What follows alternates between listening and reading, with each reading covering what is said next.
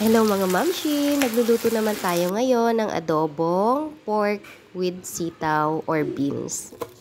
Sitaw nga sana ilalagay ko dito, kaya lang kanina nakalimutan ko nung andun ako sa palengke. Buti na lang meron akong beans dito sa ref. May dala naman akong listahan, kaya lang pag nasa palengke talaga ako at marami akong nakikita kung ano-ano yung pinupuntahan at tinahawakan ko. Hanggang sa may nakalimutan na nga ako bilhin.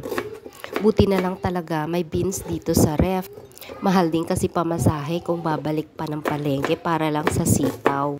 May nakita rin pala akong pampano at medyo fresh pa. So binili ko na din para kinabukasan. May sisigang kami ni Daniel na pang ulam. At eto nga, magluluto na tayo. Igigisa nga lang natin itong bawang and sibuyas. At isusunod ko ngang ilagay itong ni-marinate kong pork nung isang araw pa. Bali, nilagyan ko lang to ng toyo, oyster sauce, tsaka bawang. Nilagay ko nga muna to sa freezer. Kasi nga hindi pa naman namin lulutuin. At naisipan ko ang bumili ng sitaw para maluto ko to. Kaso ayun naman, nakalimutan nga.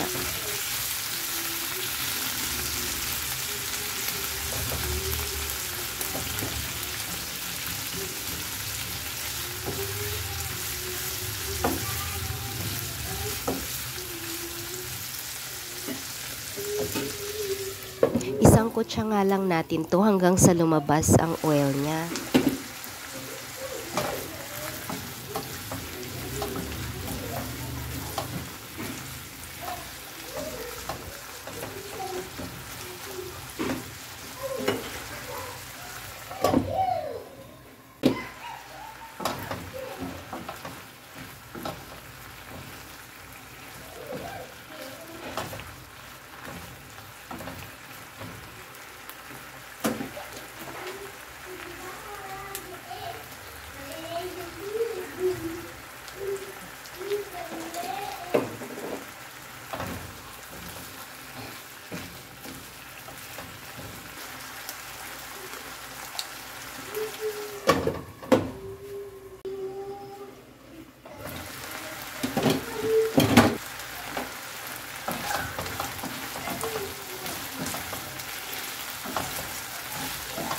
Naglagay na din ako dito ng dahon ng laurel, tsaka maglalagay din ako ng half cup ng water para may sabaw.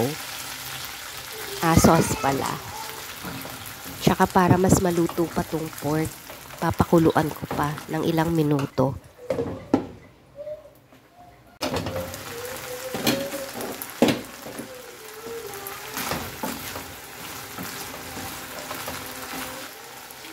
Ilagay na nga natin itong beans.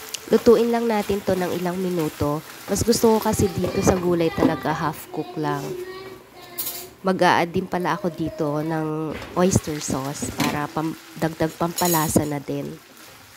Pwede din naman mag-add pa ng water kung gusto ng mas maraming sauce. Basta dagdagan na lang din ang mga pampalasa. Pag ako kasi, tansya-tansya lang din talaga. Depende sa panlasa ko. Pero sabi nga ni Daniel, masarap naman daw mga niluluto ko. Haha, kaya masaya din talaga ako kasi na-appreciate ni baby ang mga niluluto ko at kumakain din talaga siya.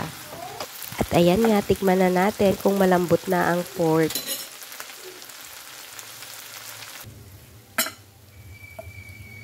Ayan na nga mga mamshi, luto na. Kain tayo. Yun lang. Bye-bye.